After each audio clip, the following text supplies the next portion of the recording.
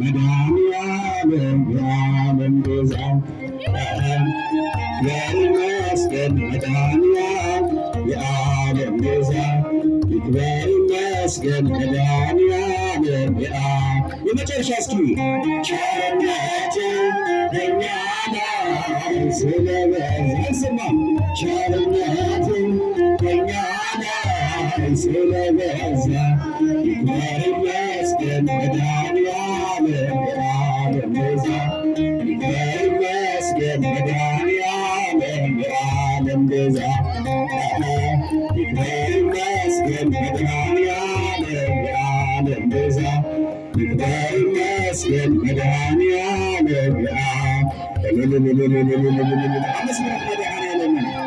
ኃጢአታችን ሳይመለከት በቅድስና ስፍራ ጠርቶ በረከትን እንድናገኝ አድርጓልና በእውነት በዘመናችን ሁሉ እግዚአብሔርን እያመሰገንን ከቅዱሳኑ ጋር በረከትን እንድናገኝ ያደረገ የድንግል ማርያም ልጅ ስሙ የተመሰገነ ይሆንልን።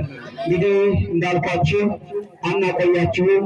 ብዙ ሊቃውንት አሉ፣ ብዙ መምህራን አሉ።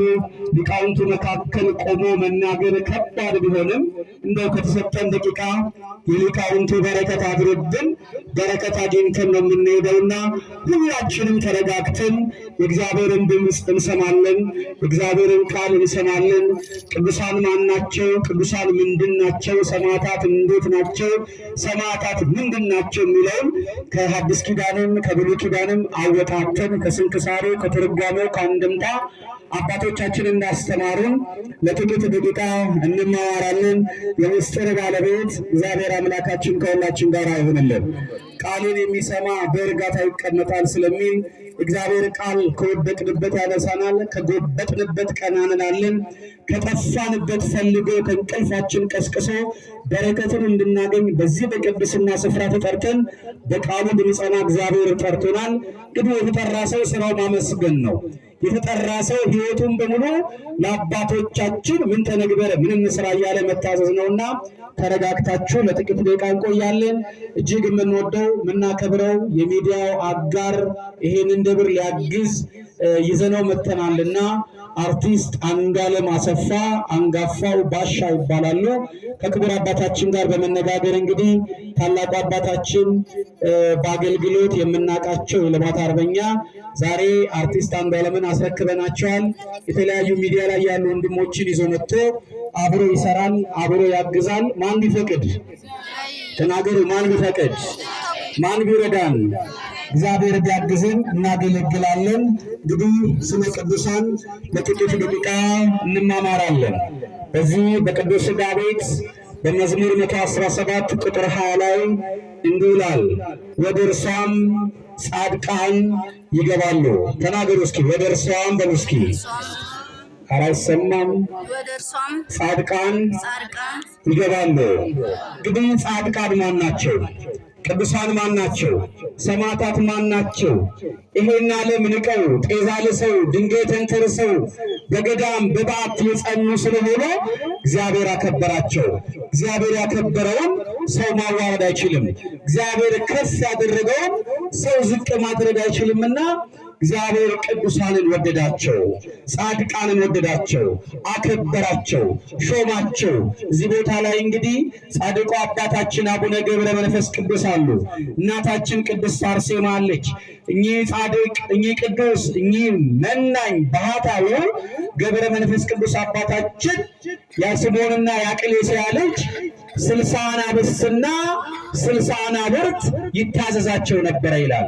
ቅዱሳን ሲበቁ የበቁም ስለሆነ ሰው ብቻ አይደለም እንስሳትም ጭምር ይታዘዛቸው ነበር የሚለው። መታዘዝ ብቻ አይደለም ይላል መጽሐፍ፣ የእግራቸውን ትቢያ እየላሱ በረከትን ያገኙ ነበር ይላል። አረ ክብር ለቅዱሳን፣ በእውነት ክብር ለቅዱሳን። ዛሬም እንግዲህ የምናከብራት የምንከብርባት እቺ ሰማዕቷ ቅድስት አርሴማ በሰው ዘንድ በሚታየው የተናቀ ሐሳብ ሰው ይይዛል። ሌላ እምነት ተከታይ ያለ ጀባዊ ተነሱ ፕሮቴስታንቱ አቶ በሬውን እምነት ተከታይ ብቻ ስለ ቅዱሳን ክብር ስንሰጥ ከመጽሐፍ ቅዱስ ውጪ ናቸው ይላል። እኛ ግን ከመጽሐፍ ቅዱስ ውጪ ሳንወጣ ቅዱሳንን እናከብራለን። ማን እናከብራለን? ቅዱሳን እናከብራለን፣ ሰማዕታት እናከብራለን። በረከታቸው ይጠብቀን በእውነት እንዲህ አለ። በዚህ በቅዱስ ዳዊት በመዝሙር 118 129 ላይ እንዲህ ይላል፣ ምስክሮች ድንቆች ናቸው አለ። ነፍሴን ፈለገቻቸው አለ። ምን የፈለገቻቸው? ነፍሴ። እግዚአብሔር የሚፈልግ ልብ ደስ ይለዋል። ከእግዚአብሔር ጋር የሚወጣ ልብ ደስ ይለዋል። ከቅዱሳን ጋር ያለን ህብረት እጅግ በጣም ልዩ ስለሆነ ለዚህ እኮ ነው እግዚአብሔር ያፈቅሮሙ ለጻድቃን እግዚአብሔር ያቀርቦሙ ለፈላስያን። እግዚአብሔር ቅዱሳንን ጻድቃንን ይወዳል አለ። እግዚአብሔር ቅዱሳንን ጻድቃንን የወደዳቸው ለምንድን ነው ብትሉ በእምነታቸው ጸንተው የበረቱ የተጉ ስለሆነ። ዛሬም ቅዱሳንን መምሰል አለብን። ከቅዱሳን ጋር ያለን ህብረት ማጠንከር አለብን። እንግዲህ ይህን የምነግራችሁ ቤተ ክርስቲያን ስንዷ እመቤት ድጓው፣ ጾመ ድጓው፣ ነዋሲቱ፣ ሊቃውንቱ ቅድም በጦም ዜማ ሲያዜሙ ሰምታችኋል። አመሳጥረው ነው ማለት ነው። ታዲያ ቤተ ክርስቲያን የቱ ጋ ነው ስህተቷ? ቅዱሳንን ማክበር። ታዲያ ቤተ ክርስቲያን የቱ ጋ ነው ከቅዱሳን ጋር ያላትን ህብረት እና አቡነ ገብረ መንፈስ ቅዱስን እና አቡነ ተክለ ሃይማኖት እያነሳች የእንጦርስና የመቃርስን አስኬማ ጭነው ይሄን ዓለም ንቀው የወጡትን ታዲያ ቅዱሳንን ቤተክርስቲያን ብታከብር እንከብርባቸዋለን፣ እንማጸናቸዋለን። ማን ስላከበራቸው? ማን ስለሾማቸው? እግዚአብሔር ስለሾማቸው። ለዚህ ነው በዚህ በቅዱስ ዳዊት በመዝሙር 111 ቁጥር 6 ላይ እንዲህ ይላል፣ ዝክረ ጻድቅ ለዓለም ይሄለው ይላል። ይሄን የምናገኘው እንግዲህ በዛን ቅዱሳዊ ላይ ነው። እንግዲህ አልወጣንም። የጻድቅ መታሰቢያ ለዘላለም ይኖራል አለ። የምን መታሰቢያ? የጻድቅ መታሰቢያ። ዛሬም በሰማዕቷ በቅድስት አርሴማ ስም ተሰብስበናል። በረከት ልናገኝ፣ ሰላም ልናገኝ፣ በቅዱሳኑ ስም በረከት ልናገኝ ዛሬ ተጠርተናል። የተጠራ ሰው ደግሞ ማመስገን ነው ስራው። ክብር ለመድኃኔዓለም ይሁን። አመስግኑት። እናመሰግናለን፣ በረከት እናገኛለን። እንግዲህ ዛሬ የሰማዕቷ የቅድስት አርሴማን በዓል ስንከብር በሶስት ነገር ነው የምናከብረው። አንደኛው እንግዲህ ቅዳሴ ላይ በኋላ ትሰሙታላችሁ። ቅድስት አርሴማ እንዴት ለእግዚአብሔር ቅርብ ሆና እንዴት እንደተመረጠች እንዴት እንደከበረች በንጉሱ ፊት ቆማ እንዴት መስክራ በቅድስና የጸናች ስለሆነ ሊቃውንቱ በደንብ ያስተምሯቸዋል። እኛ ግን ሶስት ነገር እናያለን። አንደኛው ቅዳሴ ቤቷን እናከብራለን። ዛሬ ቅዳሴ ቤቷን ስናከብር እርሷ ይሄን ዓለም ንቃ በንጉስ ፊት ቆማ የክርስቶስ ሙሽራ ነኝ ብላ ስለመሰከረች ነው። የማን ሙሽራ ነኝ? የክርስቶስ። ተናገሩ። የማን ሙሽራ? ዛሬም ክርስቲያኖች የክርስቶስ ሙሽራ ልትሆኑ ያስፈልጋል። የክርስቶስ ልጆች ስትሆኑ ራሳችሁን ለእግዚአብሔር መስጠት አለባችሁ። ከዘረኝነት፣ ከአድመኝነት፣ ከውሸት፣ ከተንኮል፣ ከስርቆት በመውጣት ማለት ነው። እኔ የክርስቶስ ሙሽራ ነኝ ስላለች እግዚአብሔር በቅድስና አስቀመጣት ይላል። እግዚአብሔር በቅድስና ሾሞ ከፍ አደረጋት ይላል። ዛሬ ቅዳሴ ቤቷን እናከብራለን። ሌላ ቅድስት አርሴማን የምናከብርበት ስጋ የፈለሰበት ነው። ዛሬ እንግዲህ ይሄ የቤተ ክርስቲያናችን አስተምህሮ ነው። አንዳች ነገር ሳንቀንስ ሳናጎድል ሙሉን አስተካክለን ቤተ ክርስቲያን ስንወደ እመቤት እዚህ የሚቀደሰው አሜሪካ ይቀደሳል። ብሎን ሀገር የሚቀደስ ይችላል። እኛ ግን ማድረግ ያለብን ከእግዚአብሔር ጋር የምንገናኝበትን ቅዱሳኑ መምሰል አለብን። ይህ እንግሊዝኛ አርጊውመንት ይለዋል፣ ክርክር። ከእግዚአብሔር ጋር የምንከራከረው እንድንጸና እንደ ያዕቆብ ካልባረከኝ አልለቅህም ብለን እግዚአብሔር ልንጠይቅ ያስፈልጋል። እንደ ቅድስት አርሴማ እውነተኛ ተጋዳይ መሆን አለብን። ስለ እውነት መቆም፣ በጎ ነገርን መያዝ፣ በትሕትና መመላለስ፣ በስነ ስርዓት ቤተ ክርስቲያንን ማገልገል፣ ለአባቶቻችን ለሊቃውንቱ ምን ተንግበር ምን እንስራ ብለን መታዘዝ አለብን ማለት ነው። ይሄን ነው ቤተ ክርስቲያን የምታስተምረው። ዛሬ ቅዱሳንን በዚህ ልክ ነው የምታከብራቸው። በንጉሥ ፊት ቆማ የመሰከረች ቅድስት አርሴማ አረመኔው ብርጣዴስን አስጨነቀችው ይላል። አስጨነቀችው። ክብሯ፣ ልዕልናዋ፣ ጸሎቷ፣ ተጋድሏ በእግዚአብሔር ፊት ሞገስ እንደሚያገኝ ታምን ነበረ ይላል። ዛሬ ስንቶቻችንን በእውነት የምንወጣው? ዛሬ ስንቶቻችንን ከጥላቻ ወጥተን ወደ መቅደሱ የምንመጣው? በእውነት ሁላችንም ወደ መቅደሱ እየገሰገስን በረከት እንድናገኝ እንድንመጣ አምላካችን እግዚአብሔር ይርዳን።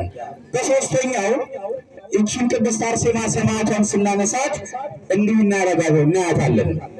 በአርማንያ ሀገር፣ በቱርኪያ ሀገር፣ በሶሪያ ሀገር እንዲሁም ደግሞ በተለያዩ በግብፅም ሀገር ክብሯ እንዲገለጥ የክርስቶስ ክብር እንዲገለጥ በእሷ ላይ እግዚአብሔር አደረና ዛሬ ቅዳሴ ቤቷን እናከብራለን። ኧረ መድኃኔዓለምን አመስግኑት። በእውነት እንከብራለን ማለት ነው።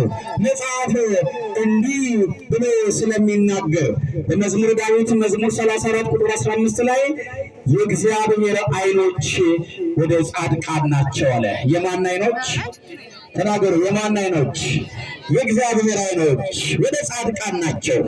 ዛሬም እኛ ቅዱሳንን፣ ጻድቃንን፣ ሰማዕታትን ስንጠራ እግዚአብሔር ዓይኑን ከቅዱሳኑ ላይ ከጻድቃን ከሰማዕታቱ ላይ ዞር ስላላደረገ ነው። ስንጠቀልለው ቅዱሳን ይሄን ዓለም ንቀው ወይ ደግሞ ትተው ከእናት ከአባታቸው ቤት የሚመቸው የሚልመው የሚጣፍጠው በቅድስና በሥጋ ፈቃድ የሚታየው ንቀው ይሄን ዓለም ንቀው ሲሞቱ ደግሞ ሲያርፉ ሞቱ አንልም። ክቡር ሞቱ ለጻድቅ በቅድመ እግዚአብሔር። የቅዱሳን ሞት በእግዚአብሔር ፊት ምን ያለ ነው? የከበረ ነው አለ። ቅዱሳን የምናከብራቸው በእንደዚህ ነው ማለት ነው። ከቅዱሳን ጋር ያለ ንብረት እስከ ቅዱስናቸው ተጋድሏቸውን በማየት ነው። ይሄን እንግዲህ በብሉይ ኪዳን ላይ ነው ያየነው። በሐዲስ ኪዳን ደግሞ የሐዲስ ኪዳን ሰዎች ነን ደግሞ ብለው ለሚናገሩ ቤተክርስቲያን እናታችን ስንዱ አመቤት ከመጽሐፍ ቅዱስ ውጭ ሳትወጣ እንዲህ ተብሎ ይነገራል። በዚህ በአንደኛ ጴጥሮስ በምዕራፍ 3 ቁጥር 12 ጀምራችሁ ስታነቡ እንዲህ ይላል፣ የጌታ ዓይኖች አለ ወደ ጻድቃን ናቸው ይላል። የማን ዓይኖች? የጌታ ዓይኖች። በዚህ ደግሞ በያዕቆብ መልእክት በምዕራፍ 5 ቁጥር 16 ደግሞ የጻድቅ ሰው ጸሎት በስራዋ እጅግ ኃይል ታደርጋለች። የምን ጸሎት? የጻድቅ ሰው ጸሎት፣ የነ ቅድስት አርሴማ ጸሎት፣ የነ አቡነ ገብረ መንፈስ ቅዱስ ጸሎት፣ የነ አቡነ ተክለ ሃይማኖት ጸሎት፣ የነ ዘሚካኤል ገብረ አምላክ፣ የነ አቡነ አረጋዊ ጸሎት፣ የነ አቡነ ሀብተ ማርያም ጸሎት አላያችሁ? ይሄ ኮሮና ወይ ደግሞ ኮቪድ ተብሎ የነበረበት ዘመን ታስታውሳላችሁ አይደል? ሁላችንም ተጨንቀንበት የነበረው ዘመን ዓለም ላይ ያሉ ሰዎች ትሞታላችሁ፣ ትጠፋላችሁ፣ በምድር ላይ በተለይ ኢትዮጵያ ላይ የሚሰራው ስራ አስከፊ ናቸው፣ ብዙ ናቸው ብለው ዘርዝረው ስማችን አወጡት ይላል።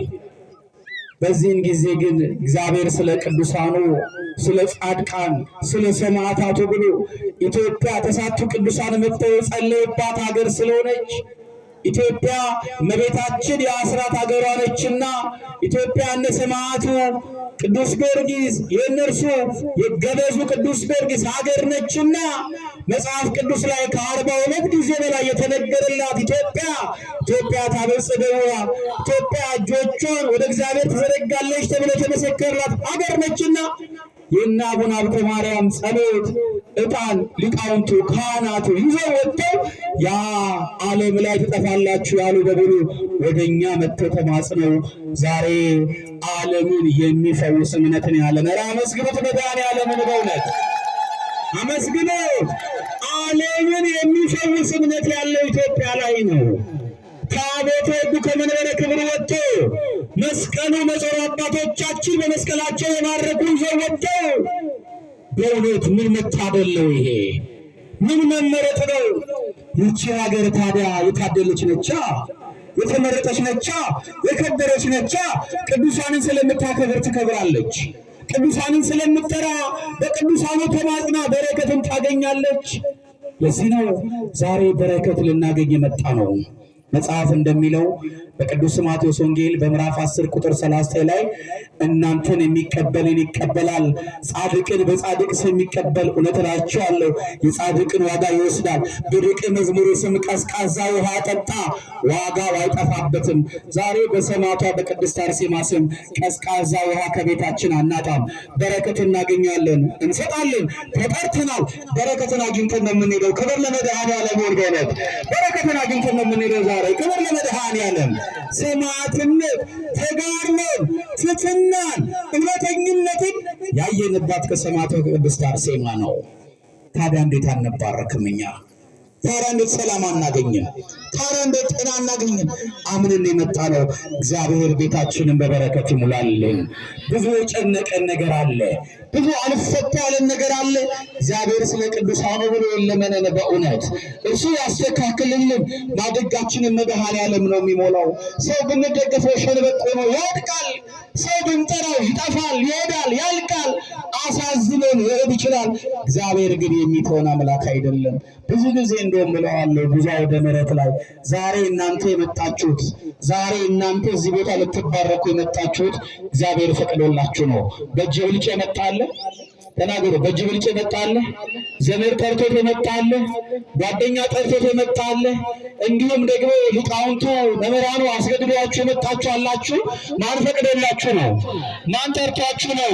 ኧረ አመስግኑትና አምላክ ደውነ እርሱ ጠርቷችሁ ነው የመጣችሁት። በረከት ልታገኙ ከእናንተ የተሻሉ አሉ። በእውቀት በገንዘብ ባነጋገር ዘመድ አዝማድ ያላቸው እግዚአብሔር ለነሱ አልፈቀደም። እነርሱንም እንዲመጡ እግዚአብሔር ይርዳቸው።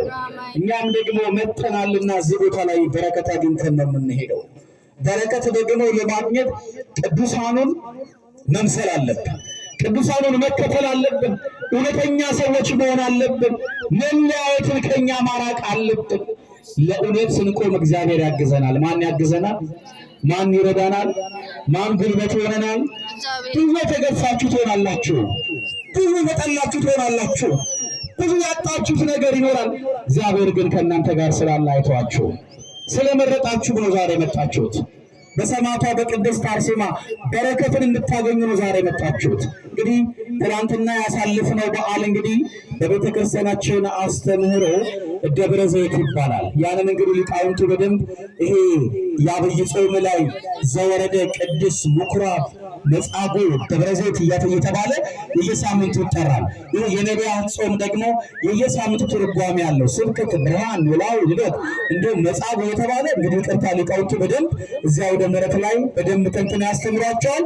ያንን ግን ለመማር የተጋችሁ ነው። ለአባቶቻችሁ የምትታዘዙ ነው።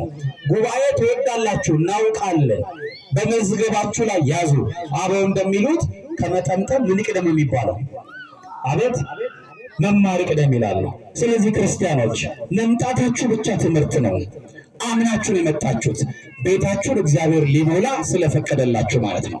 ዛሬም በረከት ታገኛላችሁ። እግዚአብሔር ቤት መጣችኋልና። ማን ቤት መተናልና? ኧረ ተናገሩ። ራባችሁ እንዴ? ይረዳል እንዴ? እግዚአብሔር ቃል ደስ ይላል እኮ አይደል? ያጠነክራል አይደል? ጉልበት ይሆናል አይደለ? ይሄን የማይሆን ቦታ ሆነ እንደሆነ ኖሮ ይኸው ከጎናችን ብዙ ነው። ሊቃውንቱ እንግዲህ መሐሌቱን አድረው የሻይ ሰዓት የላቸው አላቸው። ክርስቲያን ትፈቅዳለች የላቸውም። ትክክል ነው። በቃ ሲያመሰግኑ ስለ ሀገር፣ ስለኛ፣ ስለ ቤተሰቦቻችን፣ ስለ ሕይወታችን፣ ስለ ኑሯችን ሁሉ ሲጸልዩ አደሩ።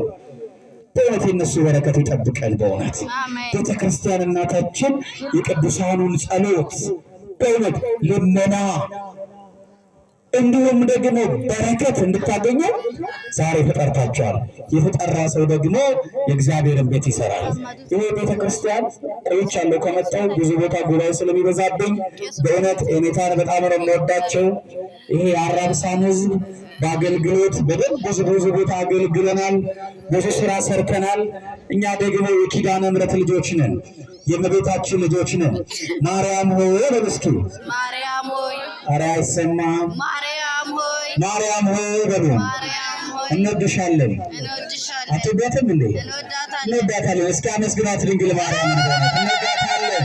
እናቷ ራቁስ በቅዳሴ ማርያም ኦ ማርያም ብንተ ዝናብ ፈቀረኪ ወናቤት ዘወለድኪ በበላ ጽድቅ ዘባማ ማርያም ሆይ እንወድሻለን። ስምሽንም ከፍ ከፍ እናደርገዋለን። እውነተኛውን የጽድቅ መብልና እውነተኛውን የጽድቅ መጠጥ ወልዶሽና እያሉ በቅዳሴ ማርያም ከ14ቱ ቅዳሴ እመቤታችን ያመሰግኗታል። ዛሬም ልናመሰግን ልንባረክ በረከት ልናገኝ መጥተናል። ማን ቤት መተናል? ኧረ ተናገሩ። ማን ቤት መተናል? በቃ እግዚአብሔር ቤት መተናል። በረከት አግኝተን ነው የምንሄደው። በረከት በቤታችሁ ይግባ። እግዚአብሔር ያሰባችሁትን በሙሉ ያሳካላችሁ። ስለዚህ የኪዳነ ምሕረት ቤት ደግሞ እና የገብረ መንፈስ ቅዱስ ቤት እንዲሁም ደግሞ ዛሬ የምንከብርባት ጌታን ያከበረችው እንዲሁም ደግሞ ጌታዋን አክብራ በረከትን ያሰጠችው በረከትን ያገኘችው የቅድስት አርሴማ ልጆች ዛሬ ተሰብስበናል። ዛሬ የመጣው ሕዝብ እንግዲህ የደብሩ ሰበካ ጉባኤ፣ ልማት ኮሚቴ እንዲሁም ደግሞ የአካባቢው ወጣት ሰንበት ተማሪዎቹ እናንተ ምዕመኖቹ ምን ያስፈልጋል ብትባሉ ህንፃውን አይታችሁ ብቻ ማስቀጠል ነው ማለት ነው። እጹብ ድንቅ ስራ ሰርታችኋል። የአራብሳ ሕዝብ በወንጌልም በልማትም አንደኛ ነው። ስለዚህ ዛሬ እናቴ ሰማዕቷ ቅድስት አርሴማ ጤናዬን ሰጥተሽኝ በረከትን እንዳገኝ አድርገሽኛል። ቤቴን ባርኪ፣ ኑሮዬን አስተካክልልኝ፣ እንዲሁ ከዓመት ዓመት ከወር አድርሽኝ ብላችሁ ሁላችሁም የተቀመጣችሁ ብድግ ብላችሁ በረከትን ታገኛላችሁ። ከሌላችሁ መጥታችሁ ተሳልማችሁ ትሄዳላችሁ። ካላችሁ ደግሞ ያላችሁን በመስጠት የተጀመረን ህንፃ ቤተክርስቲያን አናስፈጽመውም እንዴ? ኧረ ተናገሩ። ሰራችሁ እንደ እናስፈጽመዋለን እኛ